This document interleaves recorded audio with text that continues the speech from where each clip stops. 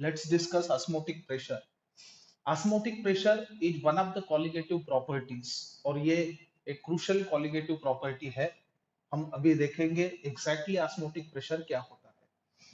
हमने डिस्कस किया ऑस्मोसिस के बारे में.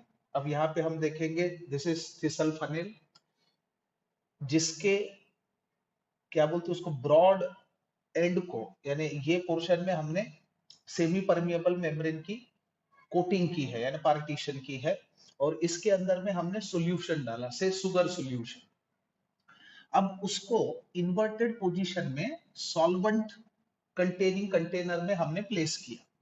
अब हमें पता है कि सॉल्वेंट का फ्लो कहां से कहां होगा.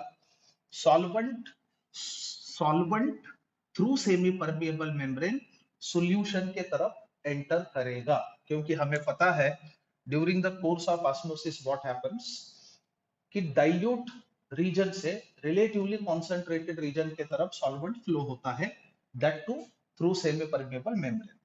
अब ऐसा होने से क्या होगा, थिसल फनेल के अंदर लेवल जो है सॉल्वेंट की वो बढ़ते जाएगी, लेकिन अप टू सर्टन एक्सटेंट. अब मान के चलो यहां तक के लेवल बढ़ गई है due to flow of the solvent through semi permeable membrane inside the solution. अब ये हम कंसीडर करेंगे हाइट h. अब इतने हाइट पे जाने के बाद वो फ्लो रुक जाएगा, यानी अब आगे चल के सॉल्वेंट जो है वो सॉल्यूशन के अंदर एंटर नहीं करेगा. इसके पीछे का कारण क्या है, ये जितना लिक्विड कॉलम आपको दिख रहा है that exert a pressure on the very liquid, I mean very solution. अब वो जो प्रेशर होता है exerted by the liquid column, that is just sufficient to prevent the osmosis or stop the osmosis, उसी को हम osmotic pressure कहेंगे. अब यहाँ पे देखिए मैथमेटिकली हम इसको pi is equal to h d g ऐसे लिख सकते हैं. पाई का मतलब होता है osmotic pressure, h यानी height of the liquid column, d is the density of the solution जो भी हम कंसीडर कर रहे हैं, and g happens to be the acceleration due to gravity.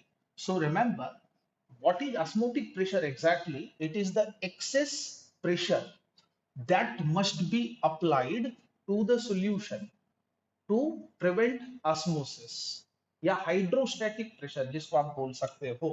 So what is osmosis exactly? The hydrostatic pressure or excess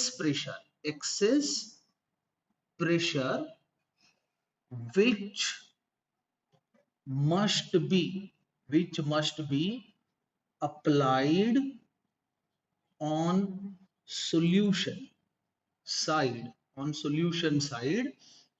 to prevent or stop the osmosis is known as, इसको हम लोग क्या कहेंगे, osmotic pressure. This is called as osmotic pressure. Osmotic pressure is represented by pi and it is given as HDG. याद रखें. So it is given as कैसे, pi equals to HDG, where H is the height of the liquid column, D is the density of solution, and G is the acceleration due to gravity. दूसरी बात हमें यह भी समझना होगा, osmotic pressure is a colligative property. इसका मतलब यह होता है कि सोल्यूट पार्टिकल का नंबर जितना ज्यादा होगा उतना ही ऑस्मोटिक प्रेशर ज्यादा होगा. सो याद रखें, osmotic pressure is a colligative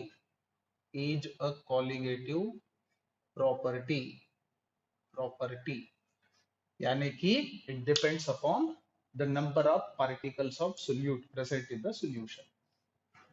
अब on the basis of osmotic pressure, जैसे हमने दो सॉल्यूशंस कंपेयर किए, we are having two solutions for example, अब उनके ऑस्मोटिक प्रेशर्स क्या है with related to one another, उस आधार पर हम सॉल्यूशन के तीन टाइप्स बता सकते हैं. So let's discuss types of solution on the basis of osmotic pressure. osmotic pressure के आधार पर हम सॉल्यूशन के वेराइटीज या टाइप्स बता सकते हैं. So very first type is isotonic solution. अब देखिए, दो सॉल्यूशन को आइसोटोनिक सॉल्यूशन कब कहा जाएगा? जब दोनों का ऑस्मोटिक प्रेशर जो है वो सेम होगा, याद रखना. So two solutions are said to be isotonic when their osmotic pressures are same. तो हम बोल सकते हैं सॉल्यूशंस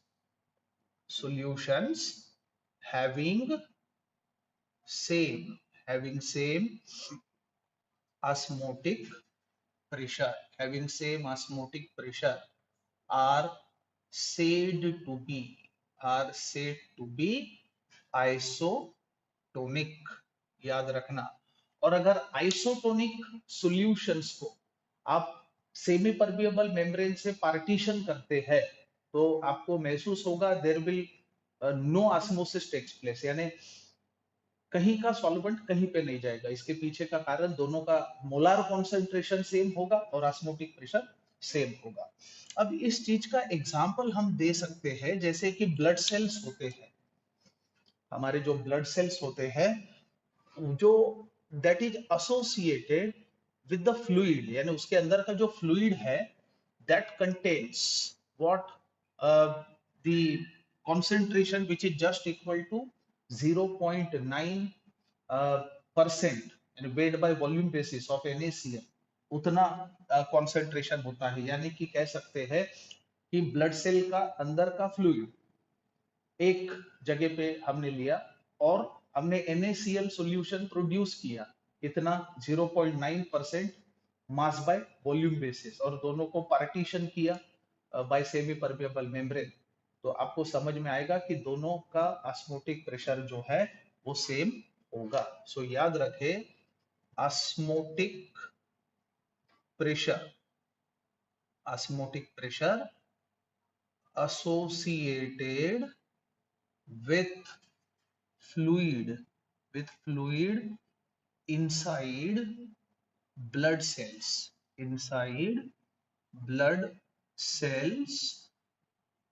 equivalent to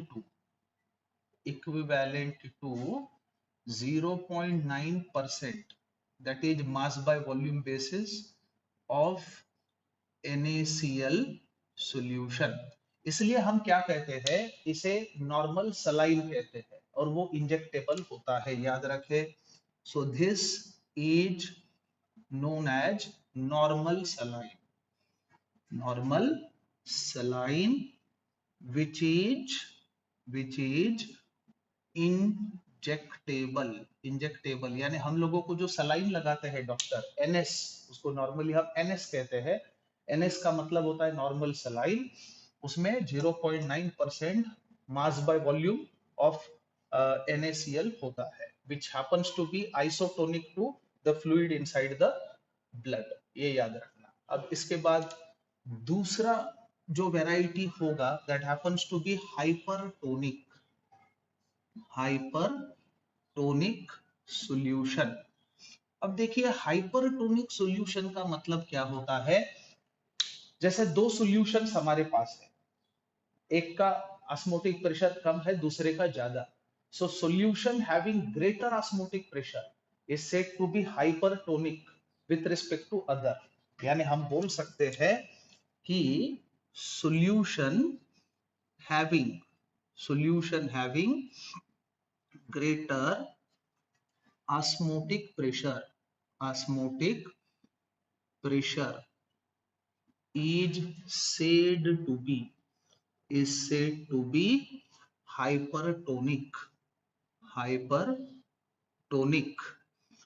अब हाइपरटोनिक अगर सॉल्यूशन को उससे कम ऑस्मोटिक प्रेशर वाले सॉल्यूशन के कांटेक्ट में आप रखते हैं, वो भी सेमी परमेबल मेम्ब्रेन से पार्टीशन करके, तो हमें देखने को मिलता है कि solvent from relatively from the solution having relatively less osmotic pressure enters, यानी वहां से फ्लो होके ऐसे सॉल्यूशन में जाएगा जिसका osmotic प्रेशर ज्यादा होगा। अब इसमें हम लोग एग्जांपल देते हैं।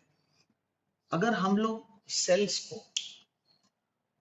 0.9% weight by volume basis of NaCl से ज्यादा कॉन्सेंट्रेटेड सॉल्यूशन के कांटेक्ट में रखते हैं तो सेल के अंदर का फ्लूइड जो है वो ऑस्मोसिस द्वारा उस सॉल्ट सॉल्यूशन में जाएगा जिसके वजह से सेल का श्रिंकेज होगा, उसे हम कहते हैं प्लाज्मोलिसिस, याद रखना। So cells in contact with NaCl solution having more than 0.9% weight by volume of NaCl, समझे क्या होगा? लीड टू द श्रिंकेज, यानी वो सेल्स जो है वो श्रिंक हो गए and this is called plasmolysis. This is known as plasmolysis. इसलिए हमें सॉल्ट वाटर पीना नहीं चाहिए। जैसे समुद्र का पानी खारा होता है तो खारा पानी पीने से प्लाज्मोलिसिस होगा और जिसके वजह से हमारा सीवियर डिहाइड्रेशन हो सकता है with respect to cell. That's why it is not advised to drink the salt water. अब तीसरा टाइप जो होता है सॉल्यूशन का, that happens to be hypotonic solution. Third one is hypotonic solution. अब देखिए हाइपोटोनिक सॉल्यूशन यानी solution having less osmotic pressure comparatively, यानी दो सॉल्यूशन में से एक का ऑस्मोटिक प्रेशर कम है दूसरे का ज्यादा, तो ऐसा सॉल्यूशन जिसका ऑस्मोटिक प्रेशर कम होगा वो क्या बोलते हैं उसको, हाइपोटोनिक होगा। सो हम यहाँ कह सकते हैं solution having less osmotic pressure is known as hypotonic. उसको आप लोग हाइपोटोनिक सॉल्यूशन कह सकते हो। और अगर हाइपोटोनिक सॉल्यूशन हाइपरटोनिक सॉल्यूशन के कांटेक्ट में आ जाए through semi permeable membrane, sorry, hypotonic solution अगर हाइपरटोनिक सॉल्यूशन के कांटेक्ट में आ जाए तो इसमें क्या होगा? हाइपोटोनिक जो सॉल्यूशन है उससे सॉल्वेंट हाइपरटोनिक सॉल्यूशन के तरफ जाएगा। अब जैसे कि हम लोग किशमिश को अगर पानी में रखते हैं तो याद रखिए रात भर अगर आप किशमिश को पानी में रखेंगे तो आपको महसूस होगा कि सेल के अंदर में पानी एंटर करेगा क्योंकि अंदर का कॉन्सेंट्रेशन ज्यादा है, तो ऐसे में वो स्वेल होंगे। जैसे हम लोग उसड़ बनाने के लिए पल्सेस, जैसे चना वटाना, इसको पानी में भिगोते हैं तो रात भर रखने के बाद उनकी स्वेलिंग होती है, दैट इज एन एग्जांपल। तो स्वेलिंग, तो ये चीज हमें समझना होगा। तो जैसे अभी सेल की बात करें तो सेल को मान के चलो आप ऐसे NaCl सॉल्यूशन के कांटेक्ट में ला रहे जिसका कॉन्सेंट्रेशन 0.9% से कम है, तो ऐसे में सेल की स्वेलिंग होगी, याद रखे। So for example in cells in contact with NaCl solution having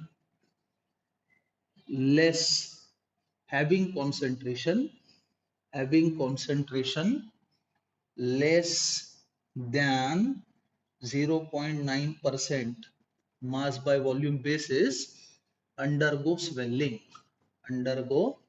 swelling। ये चीज हमें समझना होगा।